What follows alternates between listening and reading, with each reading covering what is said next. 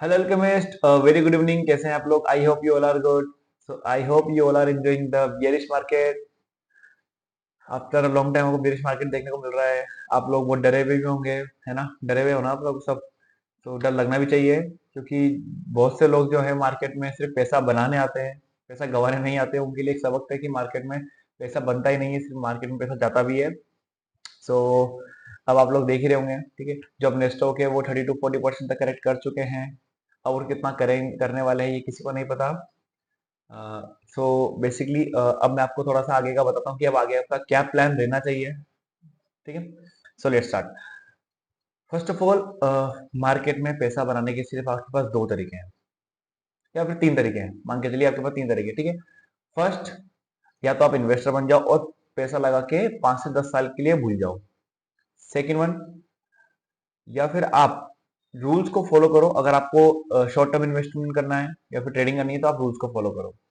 और जो third rule मैंने अभी बनाया है, कभी भी फर्स्ट और सेकंड रूल्स के बाहर मत जाओ। ठीक है गाइस? सो इस पे बने रहिएगा। अब मैं आपको थोड़ा सा रूल्स का बता देता हूँ।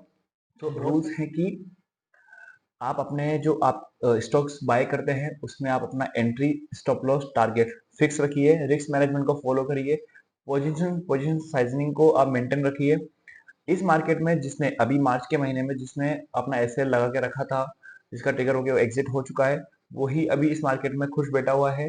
और जो लोग ने एसएल नहीं लगाया था, वो एक तो दुख है, वो अभी दुखी भी बैठे हुए हैं। ठीक है, और उनका जो पैसा है वो भी फंसा हुआ है। तो जब अब नीचे से बाइंग जब आएगी तो वो उसको एंजॉय भी नहीं कर सकते, ना उसमें वो एंटर हो सकते हैं, ना उसमें प्रॉफिट कमा सकते हैं। वो सिर्फ वेट करेंगे कब तक का, जब तक वो प्राइस उनके एंट्री पॉइंट तक नहीं आ जाती। तो जब तक वो चीज वो लोग 40 to 50% का जो टारगेट जो प्रोसेस है, जो बाइंग अपॉर्चुनिटी मिस कर चुके होंगे।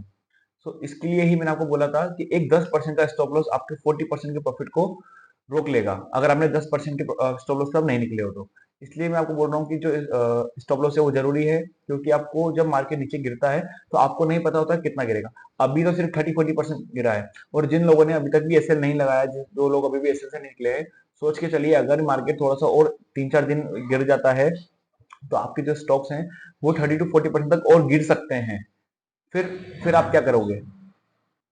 फिर आप क्या, आप कुछ नहीं कर सकते हो। फिर आपको वेट करना पड़ेगा कि जब तक वो नहीं आता, दोबारा करेक्शन नहीं आता, दोबारा रिवर्स नहीं आता। और आप मान के चलिए अगर कोई स्टॉक आपका 60% तक गिर गया है तो उसको दोबारा कवर होने में कम से भी कम नहीं तो 6 to 7 मंथ्स लगते हैं। आप ये सोच के चलिएगा।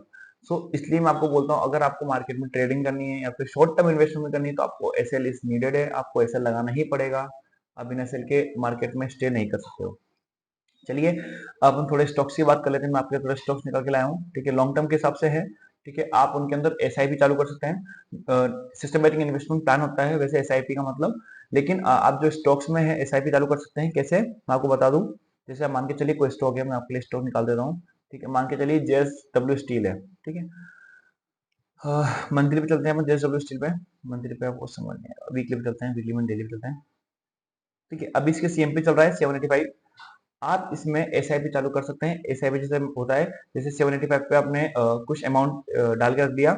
उसके बाद अगर ये थोड़ा सा और नीचे आता है, जैसे आप मान के चलिए 755 आ चुका है, तो आप इसमें सेम अमाउंट दोबारा इन्वेस्ट कर दीजिए। अगर ये नीचे फिर आता है तो आप 730 का दोबारा इन्वेस्ट कर दीजिए। इससे क्या होगा, जो आपकी प्राइस है वो एवरेज हो जाएगी। ठीक है, एक फर्स्ट पॉइंट ये। और अब मान के चलिए अगर ये स्टॉक 785 से अबो जाता है, जैसे मान के चलिए 815 आ जाता है, तो आप इसमें फिर दोबारा इन्वेस्ट कर दीजिए। इससे आपको क्या होगा, आपको जो ग्रोथ है उसका एवरेज प्राइस मिलता जाएगा। फर्स्ट पॉइंट तो क्लियर। तो एक ये अच्छा स्टॉक है, 785 पे इसका सीएमपी है। अब इसको वेट कर लीजिए थोड़ा सा, 793 या 795 के अबव जाके आप इसको परचेस कर सकते हैं। ठीक है, इसका जो एसएल है वो आप मान के चलिए 760 के आसपास होगा। बाकी एक अच्छा स्टॉक है, आप इसमें एसआईपी चालू कर सकते हैं। आप एसआईपी पर मंथ भी कर सकते हैं, पर वीक भी कर सकते हैं, और पर क्वार्टरली भी कर सकते हैं। पर वीक और पर मंथ ज्यादा बेटर रहेगा एसआईपी के लिए। तो सेकंड स्टॉक है अपना बजाज फाइनेंस। ठीक है, एक बजाज फाइनेंस अपना स्टॉक अच्छा है। ठीक है, इनको मैं हटा देता हूँ, कंफ्यूजन क्रिएट हो उससे आपके लिए। ठीक है, बजाज फाइनेंस एक अच्छा स्टॉक है। इसमें भी सेम आप एसआईपी कर सकते हो। इसका जो सीएमपी चल रहा है वो 6500 चल रहा है। इसको आप 6700 के अबव आप इसमें स्टार्ट कर सकते हो एसआईपी या फिर इन्वेस्टमेंट। और जो अपना स्टॉप लॉस रहेगा वो आप रखिए इसका स्टॉप लॉस 6200 का। But this all investment is purely for long term. Minimum आपको 1 से 2 साल तो आपको उसको रखना ही पड़ेगा, ठीक है। आप इसको होल्ड करिए, ठीक है, और बस, ठीक है। और थोड़ा सा मैं निफ्टी बैंक निफ्टी आपको थोड़ा सा बता देता हूँ, ठीक है। ठीक है, निफ्टी चलते हैं। निफ्टी ने एक पोस्ट कैंडल बनाई है, ठीक है। एक जब मार्केट गिरा था उसके बाद एक ग्रीन कैंडल बना के पोस्ट कैंडल बनाई है। तो अभी जब तक निफ्टी 22,000 को नीचे की साइड में क्रॉस करके वहां पर क्लोजिंग नहीं देता है, अपन मानेंगे कि वो भी साइडवेज ही है। अगर ये इसके नीचे निकलता है तो फिर थोड़ा सा रिस्की रिस्की हो सकता है। क्लियर। मेरा लेवल जो है वो 22,000 से लेकर 21,800 तक का है, आप जैसे कि देख रहे होंगे यहाँ पर। इसके ऊपर ही रहना चाहिए, इसके नीचे नहीं निकलना चाहिए। क्लियर। सेकंड अपना बैंक निफ्टी। बैंक निफ्टी ने आप देखेंगे नीचे से क्लोजिंग दे दी है। मैं आपको जो लेवल बताया था 46,600 के नीचे क्लोजिंग दे दी है, लेकिन अभी भी वो वहाँ पर ही कंसिडर कर रहा है। अब मेरे को लगता है कि थोड़ा सा ये इसमें करेक्शन आना चाहिए, मतलब कि करेक्शन मतलब कि थोड़ा सा नीचे आना चाहिए। 46,000 एक राउंड लेवल तक आना चाहिए, ठीक है। 46,000 राउंड लेवल तक आना चाहिए, वहां से एक फॉलो बैक आपको मिल सकता है, ठीक है। So thank you guys. ध्यान रखिएगा, आप सिर्फ आपको फॉलो करने हैं रूल्स। और अगर आपको फॉलो आप रूल्स नहीं कर सकते हो तो आपको लगता है कि मैं रूल्स फॉलो करके मैं स्टॉप लॉस पे पैसा नहीं निकाल सकता हूँ, मैं लॉस बुक नहीं कर सकता हूँ, तो आप प्लीज लॉन्ग टर्म इन्वेस्टमेंट करिए। 1 से 2 साल की रखिए, उसमें आपको सेम रिटर्न मिलेगा। जितना हम ट्रेडर लोग कमाते हैं वही उसमें आप अर्न कर सकते हो। थोड़ा बहुत डिफरेंस रहेगा, लेकिन आपको एक अच्छा रिटर्न उसमें मिल सकता है। नहीं करने से अच्छा है कि आप इन्वेस्टमेंट करिए, वो ज्यादा आपको प्रेफरेबल रहेगा। ठीक है गाइस, थैंक यू।